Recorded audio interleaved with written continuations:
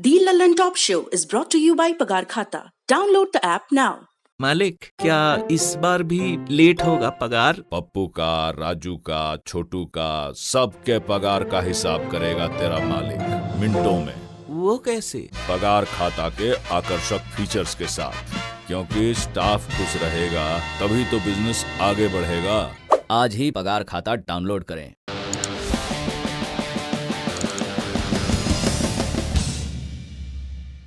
नमस्ते, मैं हूं सौरभ और आप देख रहे हैं दी लल्लन टॉप शो। आज शो में हम दो खबरों पर विस्तार से बात करेंगे। पहली खबर में कोरोना के नए खतरे पर बात करेंगे, क्योंकि कहा जा रहा है कि कोरोना की ये नई वेव पहले से ज्यादा खतरनाक है। क्यों हमारे पास वैक्सीन का हथियार होने के बावजूद कोरोना को काबू में नहीं कर पा रहे, और एक सवाल कि क्यों अब टीकाकरण की रफ्तार संक्रमण की रफ्तार नहीं रोक पा रही, तो क्या फिर लॉकडाउन ही एक विकल्प है। दूसरी खबर में महाराष्ट्र के गृह मंत्री पर लगे आरोपों की बात करेंगे। इस मामले में आज क्या हुआ, एनसीपी प्रमुख शरद पवार ने गृह मंत्री अनिल देशमुख के बचाव में क्या दलीलें दी, और मुंबई के पूर्व पुलिस कमिश्नर परमवीर सिंह ने अब सुप्रीम कोर्ट में क्या कह दिया। इन दोनों खबरों पर विस्तार से बात करेंगे और आखिर में चुनाव वाले राज्य से एक ग्राउंड रिपोर्ट दिखाएंगे। लेकिन ज्यादा जरूरी और ज्यादा बड़ी खबर की बात पहले, कोरोना संक्रमण से उपजे नए खतरे की बात। आज ही के दिन साल भर पहले देश में पहली बार जनता कर्फ्यू लगाया गया था। एक नए खतरे को बढ़ने से रोकने के लिए प्रधानमंत्री की अपील पर सब कुछ बंद रखा गया था। शाम को थालियां बजाई गई थी। सोशल मीडिया पर वो पुरानी फोटो वीडियो शेयर हो रहे हैं, मीम बन रहे हैं, मजाक बन रहे हैं, क्योंकि आप सब जानते हैं कि थाली बजाने से कोरोना नहीं रुकता। लेकिन कर्फ्यू लगाना या लॉकडाउन लगाना कोई भारत का अलहदा प्रयोग नहीं था। पूरी दुनिया में कोरोना संक्रमण को रोकने के लिए यही हो रहा था। तब हमारे पास कोरोना से लड़ने के लिए कोई हथियार नहीं था, और तब उम्मीद थी कोरोना की वैक्सीन। देश और दुनिया के वैज्ञानिकों की साल भर की मेहनत के बाद हमने कोरोना की वैक्सीन हासिल की। आज हमारे पास कोरोना से लड़ने वाला वैक्सीन का हथियार है, जिसकी पिछले साल सबसे ज्यादा कमी महसूस की जा रही थी। इसके बावजूद हम फिर से घूमकर स्क्वायर वन पर पहुंच गए हैं। पिछले साल के मार्च की तरह के इंतजामात अब फिर से करने पड़ रहे हैं। स्कूल जो मुश्किल 1-2 महीने पहले ही खुले थे, उन्हें फिर से बंद करना पड़ रहा है। एक बार फिर हम कोरोना के बढ़ते संक्रमण के आगे असहाय महसूस कर रहे हैं। क्यों ऐसा हुआ? क्या टीकाकरण की हमारी स्ट्रेटजी में कोई कमी है? इस पर आएंगे, लेकिन पहले आंकड़ों से समझिए कि यह खतरा रोज कितना बड़ा होता जा रहा है।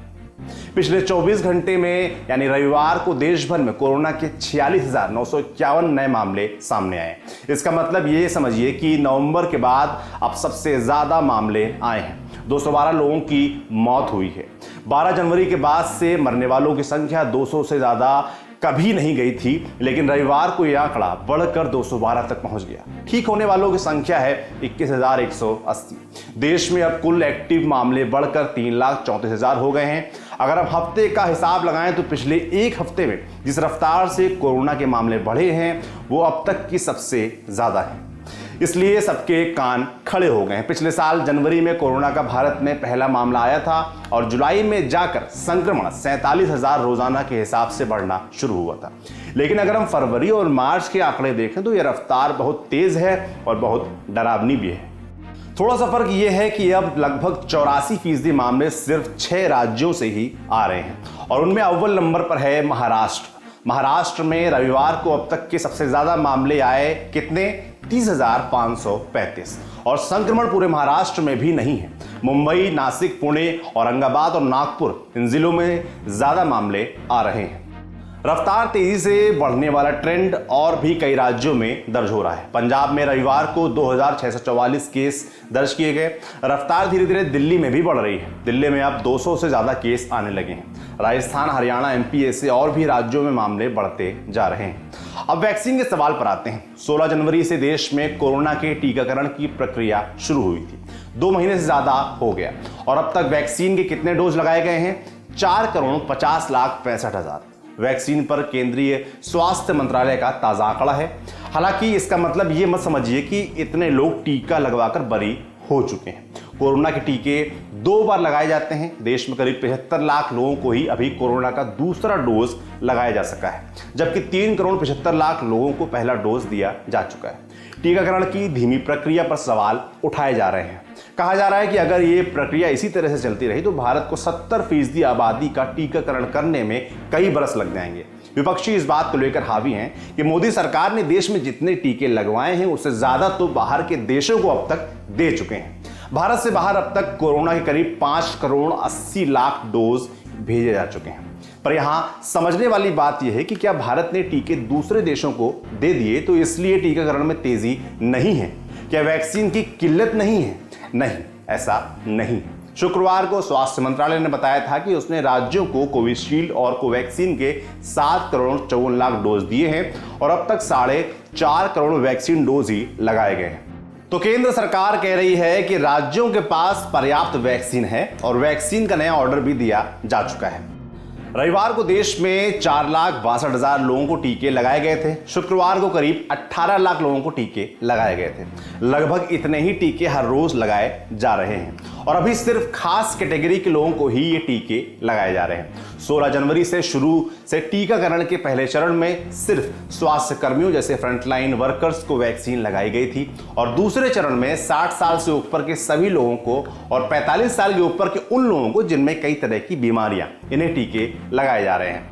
हर उम्र के लोगों को अभी टीके नहीं लगवाए जा रहे हैं। अब सरकारी अस्पतालों के अलावा कुछ निजी सेंटर्स में भी टीकाकरण की प्रक्रिया शुरू हुई है, लेकिन टीकाकरण की पूरी प्रोसेस का नियमन सरकार कर रही है। कोई खरीद कर टीके लगवाना चाहे तो नहीं, अभी ये उपलब्ध नहीं है। इस स्ट्रेटजी पर सवाल उठते हैं। कई एक्सपर्ट्स का मानना है कि अभी कोरोना के बढ़ते मामलों के बीच सबसे पहले उन शहरों में टीकाकरण ज्यादा होना चाहिए जहां संक्रमण ज्यादा फैल रहा है। सुनिए इंस्टीट्यूट ऑफ पब्लिक हेल्थ के निदेशक डॉक्टर दिलीप मावलंकर को। 2 बदलाव करने चाहिए। एक तो बहुत तेजी से उसका प्रचार करना चाहिए और लोगों को वैक्सीन देना चाहिए। बिकॉज आपको याद होगा कि जब वैक्सीन नहीं था, सितंबर अक्टूबर जब बहुत केस बढ़ रहे थे, तब हमने काफी चर्चाएं की कि हर्ड इम्यूनिटी कब आएगी। हमने सीरो सर्वेलेंस करवाया अलग अलग। तो पहले 1% पे था अप्रैल में, फिर उसका बढ़ के 5-6% में आया। अभी लास्ट सीरो सर्वेलेंस में पता चला कि 20% लोगों को करीबन हो चुका है। तो अब 70% जो हमें चाहिए हर्ड इम्यूनिटी के, उससे तो हम बहुत दूर हैं। तो वैक्सीनेशन एक ये स्ट्रेटेजी हो सकती है कि जिससे हम 70% पहुंच सकते हैं। बट 70% हमें पूरे देश में पहुंचने की जरूरत नहीं है, क्योंकि आप अगर केसेस देखेंगे, मैंने बताया महाराष्ट्र के कुछ चुनिंदा डिस्ट्रिक्ट्स हैं जहां बड़ी बड़ी सिटीज हैं, नागपुर, पुणे, बॉम्बे वगैरह, केरला में, गुजरात में, पंजाब में। तो हमने एक एनालिसिस किया था अब करीबन 2 हफ्ते 3 हफ्ते पहले कि पूरे भारत में डिस्ट्रिक्ट वाइज जो केसेस हो रहे हैं, भारत में 740 डिस्ट्रिक्ट हैं। उसमें से सिर्फ आप टॉप के 50 डिस्ट्रिक्ट जहां सबसे ज्यादा केसेस रिपोर्टेड हैं गवर्नमेंट के डेटा में, वो ले लें तो 740 में से 50 यानी 6% डिस्ट्रिक्ट में 50% केसेस हैं और एक्टिव केसेस तो 68%, 68% केस एक्टिव ये 50 डिस्ट्रिक्ट में है और मृत्यु भी 50 डिस्ट्रिक्ट में 50% है। तो ये दिखाई दे रहा है कि कोरोना ये 50 डिस्ट्रिक्ट या 60 डिस्ट्रिक्ट में कॉन्सेंट्रेटेड है। तो उसी डिस्ट्रिक्ट में क्यों ना हम वैक्सीनेशन भी कॉन्सेंट्रेट करें। आज का जो हमारा वैक्सीनेशन चल रहा है 16 जनवरी से, सब पूरे देश के डॉक्टर्स और नर्सेस वर्कर्स को दे दिया, वो भी शायद समझ सकते हैं। बट जब हम पॉपुलेशन में जा रहे हैं तो वही डिस्ट्रिक्ट के पर फोकस करें जहां केसेस ज्यादा हैं और उधर पूरे पॉपुलेशन को या तो 70-80% पॉपुलेशन को टारगेट करके चलें, तो हमें उधर वो डिस्ट्रिक्ट में हर्ड इम्यूनिटी आ जाएगी 1 महीने में, 2 महीने में, 3 महीने में, और डिस्ट्रिक्ट में से केस कम हो जाएंगे। ये हो सकता है कि बाकी के डिस्ट्रिक्ट में धीमे धीमे फैलेंगे, बट जो जहां बड़े शहर हैं उधर ही ज्यादा केस हो रहे हैं, गांव देहात में ज्यादा केस नहीं हो रहे हैं। बिकॉज लोग दूर दूर रहते हैं, इतने लोग पास पास नहीं हैं, बड़े मॉल या बड़े ऐसे इकट्ठे होने की जगह नहीं है। तो ये स्ट्रेटेजी सोचना चाहिए, जिसको पहले के जमाने में जब चेचक था, स्मॉल पॉक्स था, उसी टाइम उसको रिंग वैक्सीनेशन का नाम दिया जाता था कि जहां केस होता था स्मॉल पॉक्स का, उसके आसपास के 100-200 घरों में वैक्सीन दे दिया जाता था। तो उससे उसके आसपास के घर में फैलने का वो बंद हो जाता था और वो एक फोकल पॉइंट बंद हो जाता था।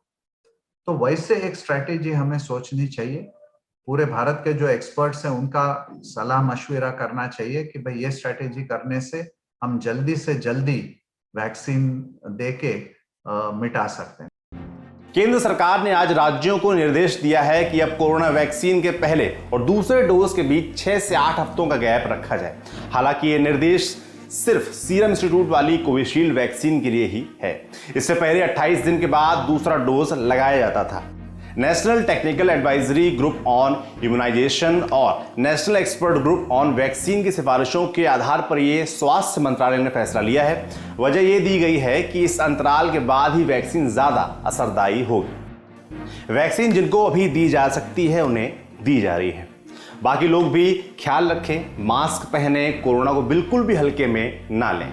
कोरोना की सेकेंड वेव पहले से भी ज्यादा खतरनाक मानी जा रही है। अब चलते हैं दूसरी बड़ी खबर पर। एंटीलिया के बाहर विस्फोटक मिलने और मनसुख हिरेन की मौत के बाद शुरू हुआ बवाल अब महाराष्ट्र से निकलकर दिल्ली पहुंच गया है। 22 मार्च यानी आज सुबह संसद के दोनों सदनों में बीजेपी ने इस मसले को उठाया और जमकर हंगामा किया। केंद्रीय मंत्री प्रकाश जावड़ेकर ने राज्यसभा में महाराष्ट्र के गृह मंत्री पर गंभीर आरोप लगाए। हालांकि चेयरमैन ने साफ किया कि कुछ भी रिकॉर्ड पर नहीं जाएगा। हंगामे के बीच राज्यसभा को 2 बजे तक के लिए स्थगित कर दिया गया। लोकसभा में बीजेपी सांसद राकेश सिंह ने कहा कि एक एपीआई के समर्थन में मुख्यमंत्री ने प्रेस कॉन्फ्रेंस किया, जिसे 100 करोड़ रुपए वसूलने का टारगेट दिया गया था। मुख्यमंत्री को तुरंत इस्तीफा देना चाहिए और केंद्रीय एजेंसियों से जांच करवाई जानी चाहिए। जवाब में शिवसेना के विनायक राउत ने पलटवार करते हुए कहा कि महाराष्ट्र की सरकार को गिराने की कोशिश लंबे वक्त से चल रही है। परमबीर सिंह के खिलाफ आरोप लगे हैं, जिसकी जांच हो रही है। 2 दिन पहले यानी 20 मार्च को मुंबई के पूर्व पुलिस कमिश्नर परमबीर सिंह की एक चिट्ठी वायरल हुई थी, जो उन्होंने मुख्यमंत्री उद्धव ठाकरे को लिखी थी। चिट्ठी में परमबीर ने लिखा था कि महाराष्ट्र के गृह मंत्री अनिल देशमुख पिछले कई महीनों से मुंबई पुलिस के तमाम वरिष्ठ अधिकारियों को बुलाकर हर महीने 100 करोड़ रुपए इकट्ठा करने का लक्ष्य दे रहे थे। आरोप है कि जिन पुलिस अधिकारियों से देशमुख ने कलेक्शन करने के लिए कहा था, उनमें सचिन वाझे भी शामिल थे। सचिन वाझे को एंटीलिया के बाहर विस्फोटक मिलने और मनसुख हिरेन मर्डर केस में बतौर आरोपी गिरफ्तार किया गया है। एपीआई सचिन वाझे की 16 साल बाद पुलिस में बहाली हुई थी और उनकी पोस्टिंग क्रिमिनल इंटेलिजेंस यूनिट में थी, जो हाई प्रोफाइल मामलों की जांच करता है। सचिन वाझे की क्रिमिनल इंटेलिजेंस यूनिट में पोस्टिंग को लेकर परमबीर सिंह पर सवाल उठ रहे थे, जिसकी वजह से 17 मार्च को परमबीर सिंह को मुंबई पुलिस कमिश्नर के पद से हटाकर होमगार्ड विभाग में भेज दिया गया था। इसके 3 दिन बाद यानी 20 मार्च को परमबीर सिंह की एक चिट्ठी वायरल हुई। इधर परमबीर सिंह की चिट्ठी वायरल हुई, उधर बीजेपी ने शिवसेना, एनसीपी, कांग्रेस की महाविकास अघाड़ी सरकार को घेरना शुरू कर दिया। केंद्रीय मंत्री रविशंकर प्रसाद ने प्रेस कॉन्फ्रेंस कर उद्धव सरकार और एनसीपी नेता शरद पवार पर जमकर हमला बोला। उन्होंने पूछा 100 करोड़ का टारगेट सिर्फ मुंबई से ही था, तो फिर अन्य शहरों और सरकार के अन्य मंत्रियों के लिए कितना टारगेट रखा गया था। सवाल यह भी उठता है कि देशमुख ये वसूली अपने लिए कर रहे थे या एनसीपी के लिए या उद्धव सरकार के लिए। शरद पवार और उद्धव ठाकरे को जवाब देना होगा। तो एक पुलिस कमिश्नर उनको ब्रीफ कर रहा था और यह भी ब्रीफ किया कि पैसे मांगे जा रहे थे। तो शरद पवार इतने बड़े नेता, उन्होंने कार्रवाई क्या की आपको मालूम है ना? 100 करोड़ रुपए का उगाही करना एक्सटॉर्शन होता है। एक्सटॉर्शन एक अपराध है। Extortion is an offence. तो अगर शरद पवार को वो ब्रीफ कर रहे हैं तो 2 सवाल उठते हैं। पहला सवाल, किस कैपेसिटी में ब्रीफ कर रहे हैं शरद पवार को, जो कि सरकार के पार्ट नहीं है। और दूसरा, अगर इतने गंभीर आरोप के बारे में ब्रीफ कर रहे हैं तो शरद पवार जी ने अपने स्तर पर क्या कार्रवाई की इसको रोकने की? जवाब आया पहले शरद पवार की ओर से और फिर शिवसेना की ओर से। 21 मार्च को परमबीर सिंह के आरोपों पर एनसीपी नेता अनिल देशमुख का बचाव करते हुए पवार ने कहा कि सचिन वाजे की बहाली मुख्यमंत्री ने नहीं, परमबीर सिंह ने की थी। परमबीर सिंह ने सीपी रहते हुए गृह मंत्री पर कोई आरोप नहीं लगाए। अब जब उनका तबादला हो गया तो उन्होंने आरोप लगाए हैं। शरद पवार ने अनिल देशमुख को पद से हटाने या उन पर कार्रवाई से इनकार किया। उन्होंने कहा कि देशमुख पर लगे आरोप गंभीर हैं, लेकिन उनके इस्तीफे पर विचार मुख्यमंत्री करेंगे। देशमुख पर लगे आरोपों की जांच के लिए शरद पवार ने उद्धव ठाकरे को पूर्व पुलिस कमिश्नर जूलियो रिबेरो का नाम भी सुझाया। हालांकि 92 वर्षीय जूलियो रिबेरो ने उसके लिए इस जांच के लिए मना कर दिया। 21 मार्च को प्रेस कॉन्फ्रेंस से पहले शरद पवार के दिल्ली स्थित आवास पर महाविकास अघाड़ी के नेताओं की बैठक हुई। इस बैठक में सुप्रिया सुले, अजित पवार, कमलनाथ, प्रफुल्ल पटेल और जयंत पाटिल शामिल थे। परमबीर के आरोपों पर शिवसेना प्रवक्ता संजय राउत ने भी प्रेस कॉन्फ्रेंस की। कहा कि केंद्रीय एजेंसियों का गलत इस्तेमाल कर महाराष्ट्र में राष्ट्रपति शासन लगाने की कोशिश हो रही है, लेकिन जो ऐसा कदम उठा रहे हैं उनके लिए ठीक नहीं। अगर ऐसा सोचा तो मैं चेतावनी देता हूं कि ये आग उन्हें भी जला देगी। इस लेटर बॉम्ब में जो कुछ लिखा है उस बारे में खुद अनिल देशमुख जी ने भी कहा है कि उनकी जांच हो जानी चाहिए, उनकी जांच होनी चाहिए। ये सब जो आरोप है और मुख्यमंत्री खुद जांच करे। कल शरद पवार साहब ने भी कहा है कि जूलियो रिबेरो जो सुपर है, एक उनकी छवि जो है पुलिस डिपार्टमेंट में बहुत सबसे ऊपर है, कि उनको जांच करने दें। अगर ये चैलेंज सरकार स्वीकारने को तैयार है जांच का, तो आप बार बार इस्तीफे की बात क्यों करते हो? 22 मार्च को संसद के बाहर एनसीपी प्रमुख शरद पवार ने एक बार फिर से अनिल देशमुख का बचाव किया। शरद पवार ने कहा कि परमबीर ने कहा है कि फरवरी में उनको कुछ आदेश मिले। 5 फरवरी से 15 फरवरी तक अनिल देशमुख कोरोना संक्रमित हो जाने के बाद अलेक्सिस अस्पताल नागपुर में भर्ती थे। अस्पताल से डिस्चार्ज होने के बाद भी देशमुख 27 फरवरी तक घर में क्वारंटीन थे। इधर पवार का बयान आया, उधर बीजेपी आईटी सेल प्रमुख अमित मालवीय ने अनिल देशमुख का 15 फरवरी का एक वीडियो रिट्वीट करते हुए शरद पवार के दावे को झूठा बता दिया। वीडियो में अनिल देशमुख मीडिया से बात करते नजर आ रहे हैं। शरद पवार के दावे पर सवाल उठे तो अनिल देशमुख ने खुद सफाई दी। कहा कि वीडियो अस्पताल के बाहर का है। जब वे अस्पताल से डिस्चार्ज होकर बाहर आ रहे थे तभी कुछ मीडिया कर्मियों ने उनसे बात की। मुझे कोविड हुआ था, उसके वजह से नागपुर के एलेक्सिस अस्पताल में मैं 5 फरवरी से लेके तो 15 फरवरी तक एडमिट था। 15 फरवरी को मेरा जब डिस्चार्ज हो रहा था तब मैं अस्पताल से घर में जाने के लिए जब अस्पताल के नीचे आया और अस्पताल के गेट के ऊपर काफी पत्रकार वहां पे खड़े थे। उनको मुझे कुछ सवाल पूछना था। मैं कोविड की वजह से मेरे में वीकनेस था, उसकी वजह से मैं वहीं कुर्सी पे बैठ के उनके सवालों का जवाब देके गाड़ी में बैठ के होम क्वारंटाइन 27 फरवरी तक हो गया। 28 फरवरी को मैं पहली बार घर के बाहर निकला। दूसरी तरफ अब मुंबई पुलिस के पूर्व कमिश्नर परमबीर सिंह ने सुप्रीम कोर्ट का रुख किया है। परमबीर सिंह का कहना है कि चिट्ठी में उन्होंने जो आरोप लगाए हैं उसकी सीबीआई जांच होनी चाहिए। इतना ही नहीं, परमबीर सिंह ने अपील की है कि महाराष्ट्र के गृह मंत्री अनिल देशमुख के घर के सीसीटीवी की जांच होनी चाहिए ताकि सभी तथ्य हर किसी के सामने आ जाएं। शो के आखिर में अब वक्त है चुनावी राज्य की ग्राउंड रिपोर्ट का।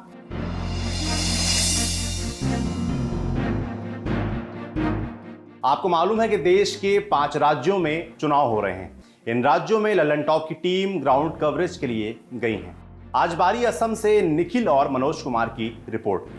21 मार्च को सर्बानंद सोनोवाल, जो कि अपर असम से ही आते हैं, वो अपने पैतृक क्षेत्र में बीजेपी उम्मीदवारों के लिए प्रचार कर रहे थे। मुख्यमंत्री के आने से पहले कुछ बागानी मजदूर पारंपरिक परिधानों में सीएम के स्वागत के लिए खड़े थे।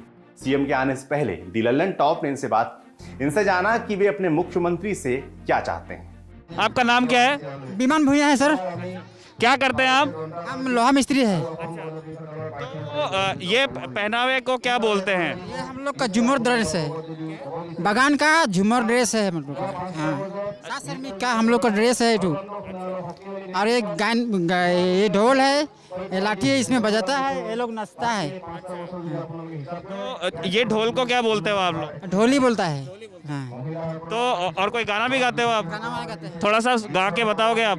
गाएंगे? अखड़ बंधना करी सरस्वती माय गो बोली, अखड़ बंधना करी सरस्वती माय गो बोली, अखड़ बंधन ब्रज नारी मदना झुमर लागल भारी, अखड़ बंधन बेजो नारी मदन झुमर लागल बारी। अरे हारे भला अखड़ बंधन बेजो नारी मदन झुमर लागल भारी।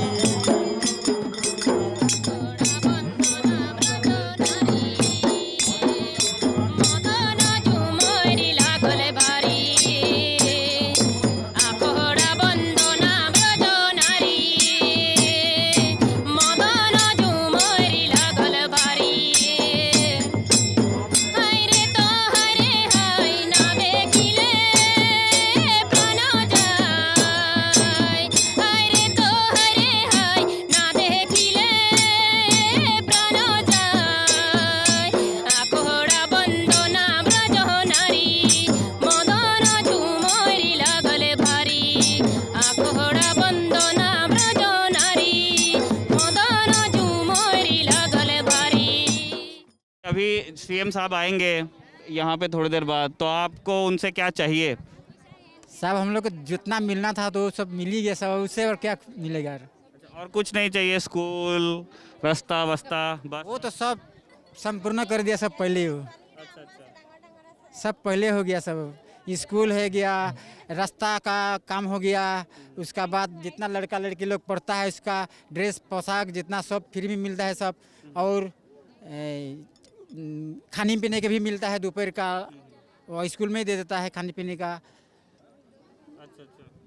तो मतलब और कुछ नहीं चाहिए? यहाँ बता रहे थे कि ये इधर पीछे से ये चाहिए सब, क्या चाहिए? हम लोग का ये चाहिए सब। ये जब ये नदी जब बन जाएगा सब तभी हम लोग रहने सके यहाँ, नहीं तो और करीब 3 साल के बाद हम लोग कुछ भी नहीं रहेगा यहाँ में। सामने फैक्ट्री है सब, चाय के बागान कितना चला गया, उधर नदी की तरफ चला गया, कुछ ठिकाना नहीं है। तो ये यहाँ से तो दिख रही है नदी, तो दिख रहा है सब नदी, ये जितना यहाँ से करीब वो दिख रहा है ना सब, वो जंगल दिख रहा है ना सब, उधर उससे बहुत आगे था।